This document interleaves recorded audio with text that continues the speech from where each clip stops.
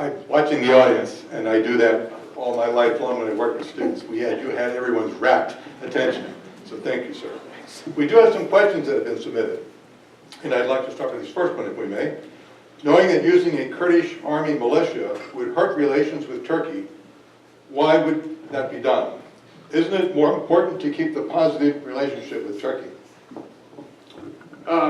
Yes, wonderful question. Yeah, I think it's more important to keep the positive relationship with Turkey, keeping in mind, however, that the Turks themselves have a vote on that matter. This has not been an easy relationship, but in my opinion, I was out of government at the time, but I was trying to stay in touch with friends still in the Defense Department, White House, State Department.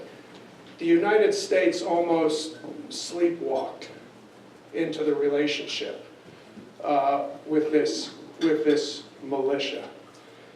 In a way, it's consistent with current philosophy in the Defense Department, which is if there is going to be combat involving the United States somewhere in the world, we should be working by and through local actors for the most part.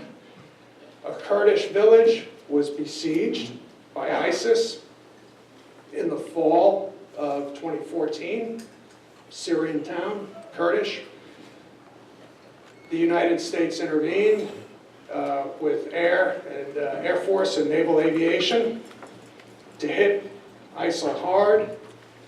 The partner forces on the ground were this Kurdish militia, which is basically the Syrian chapter of an organization that Turkey considers to be a terrorist organization. Indeed, it's listed by the United States as a terrorist organization. But they were the people on the ground, there was no one else, and there was a decision, mistake in my view, not to try to put together a professional ground force coalition of the willing to go after this problem. I can understand the reluctance.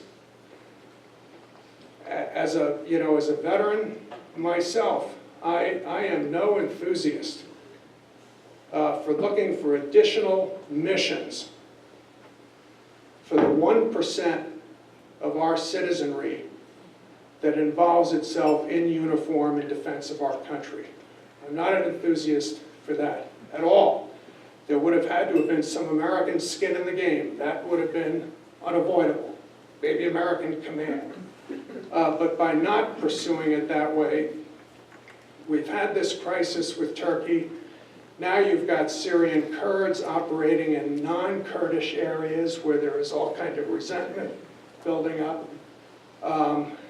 And ISIL, regrettably, had the time to plan some of these monumental operations in Western Europe. Thank you. Sort of a very targeted question. How significant is the foothold Russia has been able to establish with its military presence in the Eastern Mediterranean? What is the significance of that?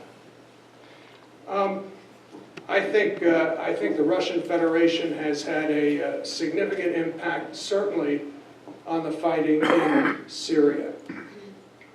When Russia decided to intervene in late September 2015, the Assad regime, though not, I don't think, in danger of falling, was suffering some fairly significant reverses in various parts of the country. Russian air power made a big difference inside Syria. Other than that, I think the overall Russian presence in the Eastern Mediterranean is something that's subjected to a degree of exaggeration. The Syrian military port of Tartus that Russia uses is not a very sophisticated place. We're not talking about Subic Bay or something like that. It's basically a gas station. Okay. So I think in terms of projecting naval power into the Eastern Mediterranean, the United States, if and when it chooses to engage over some crisis, is still fundamentally unchallenged. We've just observed the 100th anniversary of the ending of World War I. We had the political settlement